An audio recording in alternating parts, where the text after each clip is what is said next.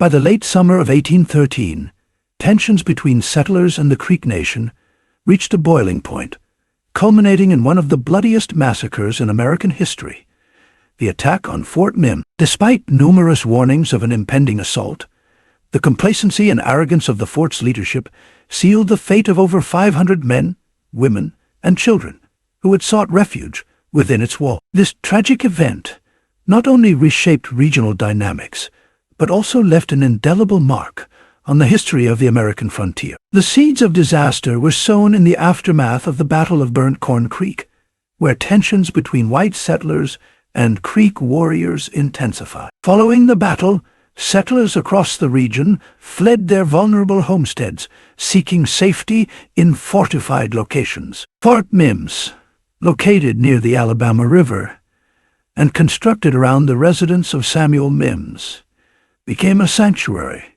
for over 500 refugees, including white settlers, mixed-race families, free blacks, and Creek loyalists. This diverse group created a microcosm of frontier life, reflecting the complex social and cultural dynamics of the time. Strategically positioned near the Tensaw boatyard and only a mile from the river, the fort seemed a secure refuge. Its wooden stockade enclosed an acre of land, with 2 large gates providing access from the east and west. However, its defenses were undermined by poor leadership and inadequate preparation. Many of those seeking refuge at Fort Mims were entirely dependent on the leadership of Major Daniel Beasley and his officers, whose competence would soon be tested in the most harrowing manner. Yet, for all its perceived safety, the fort would become a graveyard due to overconfidence and a false sense of security.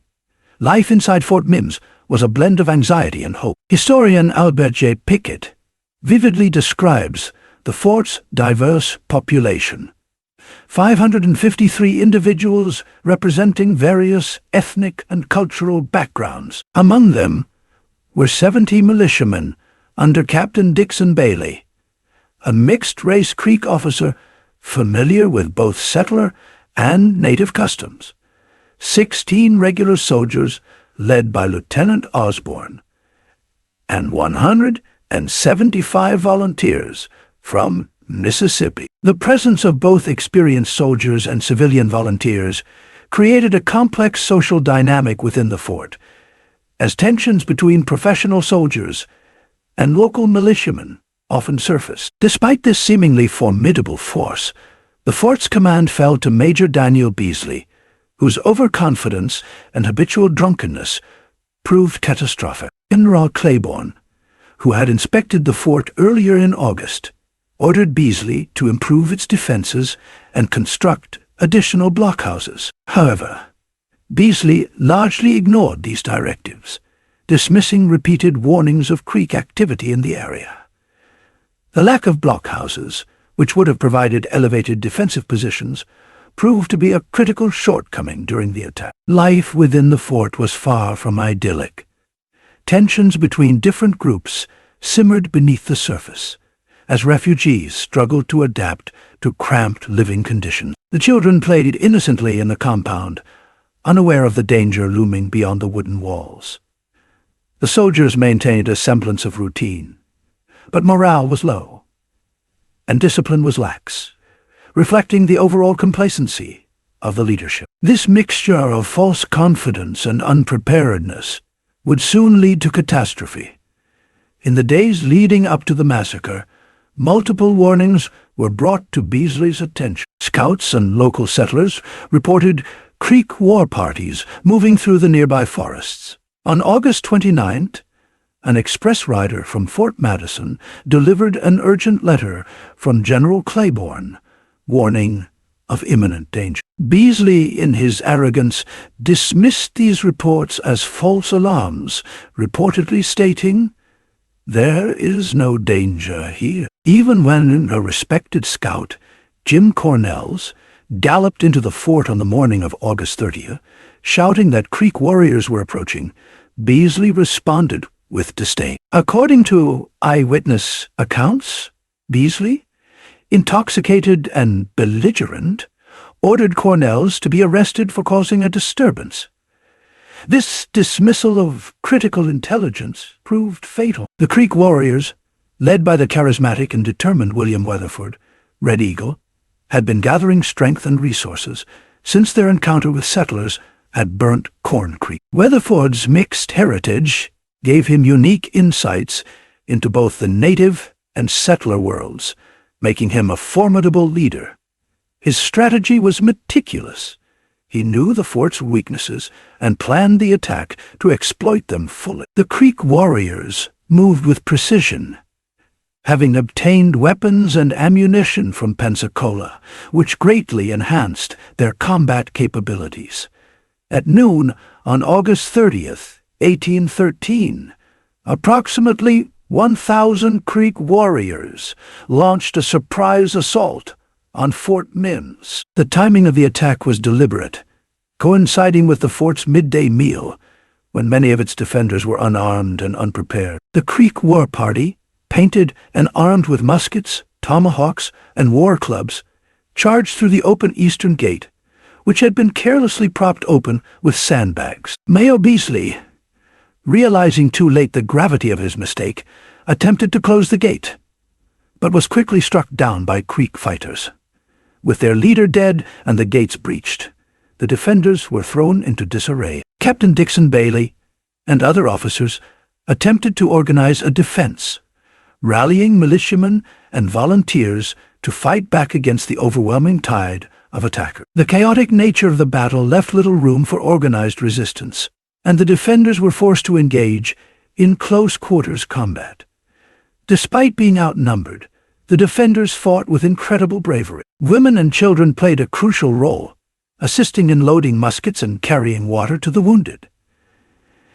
Yet, the Creek warriors' superior numbers and tactical advantage proved insurmountable. The fort quickly descended into chaos as fire spread through its wooden structures, turning it into a death trap. The smoke from the burning buildings added another layer of terror as visibility decreased and breathing became difficult. Eyewitnesses later described the harrowing scenes within the fort: desperate cries for help, the stench of burning flesh, and the sight of families clinging to one another in their final moments. Despite the overwhelming odds, small pockets of defenders continued to resist, their determination and courage shining through even in the face of certain death. However, heroism alone could not change the outcome of such a lopsided conflict. As the Creek warriors pressed their assault, the defenders retreated to a makeshift bastion, a fortified section of the compound known as the blockhouse.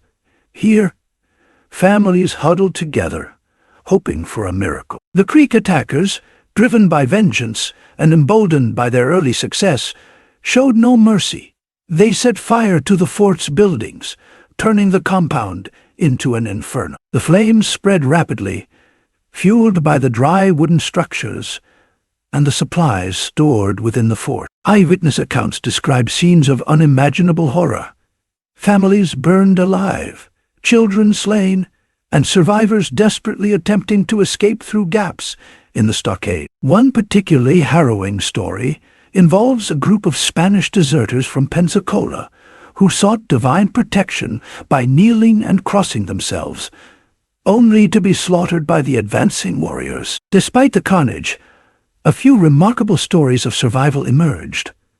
Among the survivors was Hester, a black woman who managed to slip through the Creek lines during the chaos. Despite being wounded, she paddled across Lake Tensor to Fort Stoddard, where she delivered the first news of the massacre. Her heroic effort ensured that word of the attack spread, prompting a swift military response. Hester's account later became crucial in understanding the sequence of events during the attack.